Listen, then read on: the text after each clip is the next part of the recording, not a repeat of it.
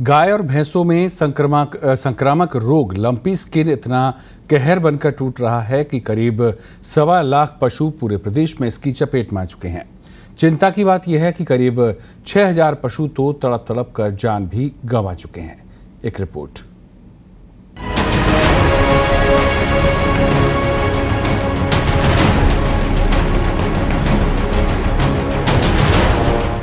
ध्यान से देखिए इन तस्वीरों को, जिसे गौ माता कहकर हम दिन की शुरुआत करते हैं।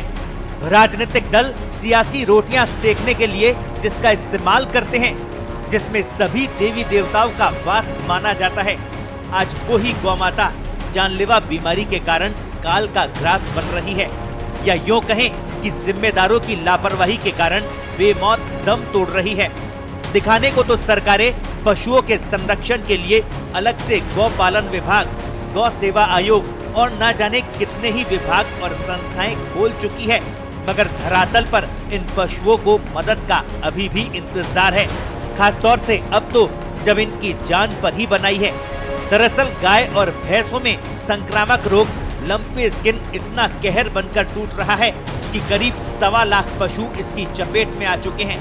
चिंता की बात यह है कि करीब 6000 पशु तो तड़प तड़प कर जान गंवा चुके हैं, और शर्मिंदगी की बात ये कि करोड़ों का बजट न्यौछावर करने का दावा करने वाली सरकारें अभी तक भी ये नहीं जान पाई है कि आखिर इस बीमारी का बचाव और उपचार क्या है। ऐसे में बड़ा सवाल ये कि जब पशुओं को बेमौत ही बनना है तो फिर दिखावा किस बात का। पशुओं के नाम पर जारी हुआ करोड़ों का बजट आखिर कहाँ खर्च हुआ, और सवाल ये भी कि सरकार की तरफ से बनाए गए विभाग, आयोग और संस्थाएं क्या काम कर रही हैं? चुनावी वैतरणी पार कराने वाली गाय माता का इस्तेमाल क्या सिर्फ सियासत और वोट बैंक के लिए ही होगा? सरकार का कंसर्न है और विभाग का भी है। कल ही जैसे चीफ सेक्रेटरी महोदय ने मीटिंग ली, मंत्री जी ने ली, तो कंसर्न ये रहता है कि वो पशु को तकलीफ आता है, तो उस तकलीफ को कम करने के लिए उसका उपचार करना ज़रूरी है, और वो जल्दी जल्दी स्वस्थ हो जाए इसलिए वो उपचार पे जाते हैं। दूसरी कोई सेकेंडरी इन्फेक्शन है वो नहीं हो, इसलिए हम विभिन्न प्रकार की दवाइयाँ लेके कर रहे हैं। विभाग बिल्कुल मुस्तैद है।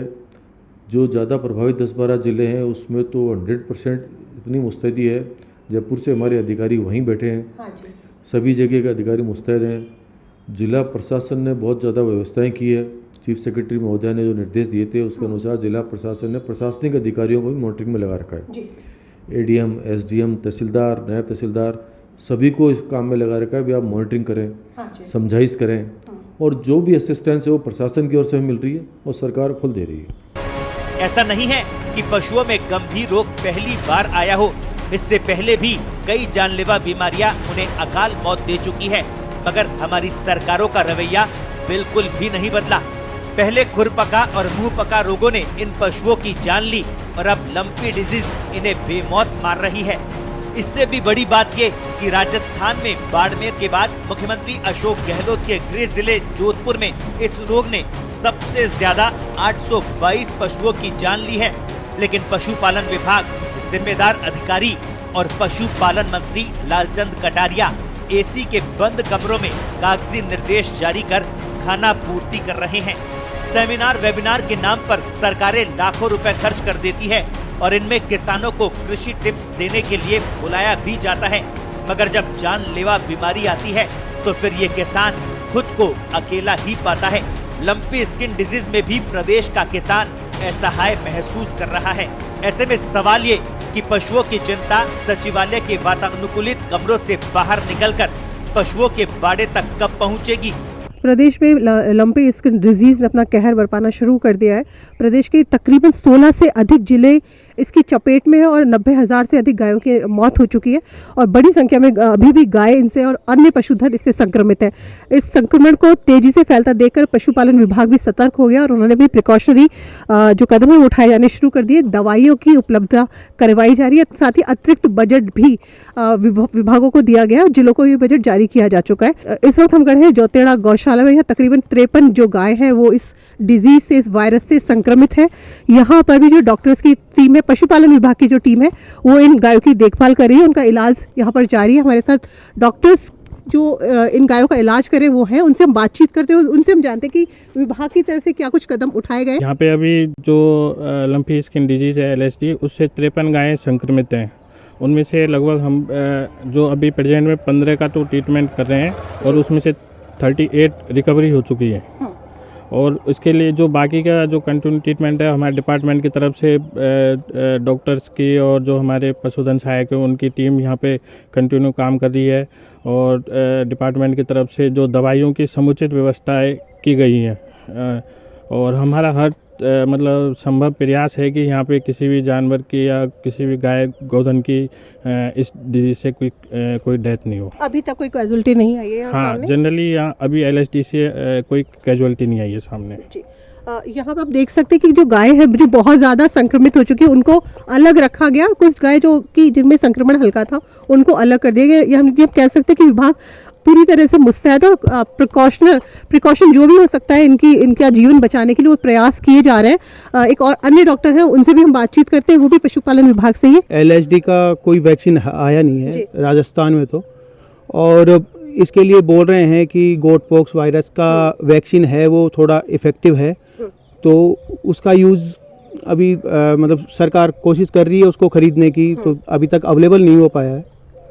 और हम कोशिश कर रहे हैं ट्रीटमेंट पूरा हो और इनको सेफ्टी मेजर्स है जो सोडियम हाइपोक्लोराइड का बाड़े में छिड़काव करवा रहे हैं, पोटेशियम परमैंगनेट का इनके जो कोई अगर घाव हो रहा है वो तो उसके ऊपर पोटेशियम परमैंगनेट से हम छिड़काव करवा रहे हैं। तो और जो इन्फेक्टेड गायें उनको अलग बाड़े में शिफ्ट किया जा रहा है।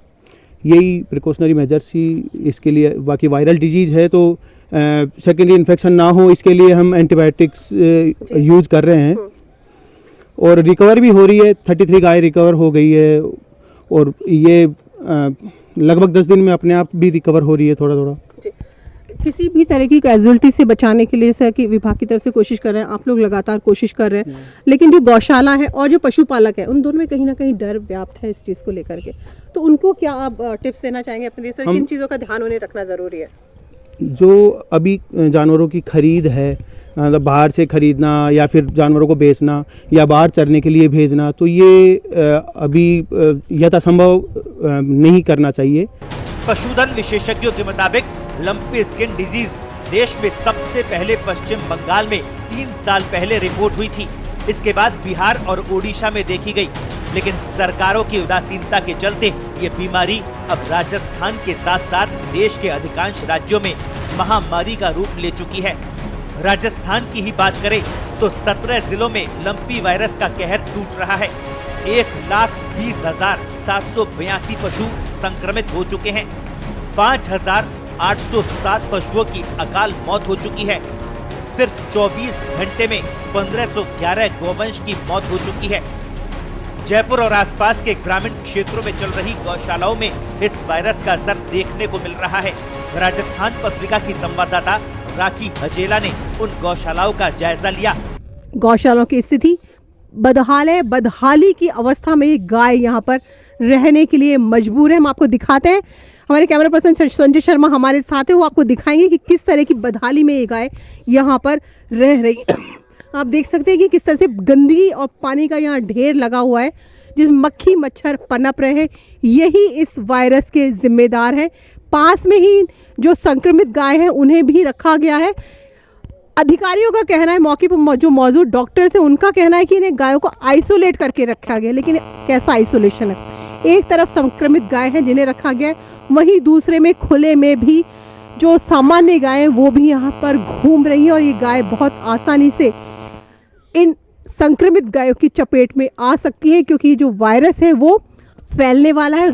अगर अन्य गाय इनकी चपेट में आ जाती हैं तो उनमें भी ये संक्रमण फैल जाएगा। ऐसे में ज़रूरत इस बात की भी है कि इन गौशालाओं की स्थिति में सुधार किया जाए, जो बदहाली है उसको समाप्त किया जाए, उसको ख़त्म किया जाए, तभी इस संक्रमण पर चाहे विभाग के अधिकारी कितनी भी कोशिश करें, लेकिन अगर ये बदहाली की जो अवस्था है उसमें सुधार नहीं किया गया तो इस संक्रमण को बढ़ने से नहीं रोका जा सकेगा। पत्रिका टीवी के लिए कैमरा पर्सन संजय शर्मा के साथ राखी हजेला।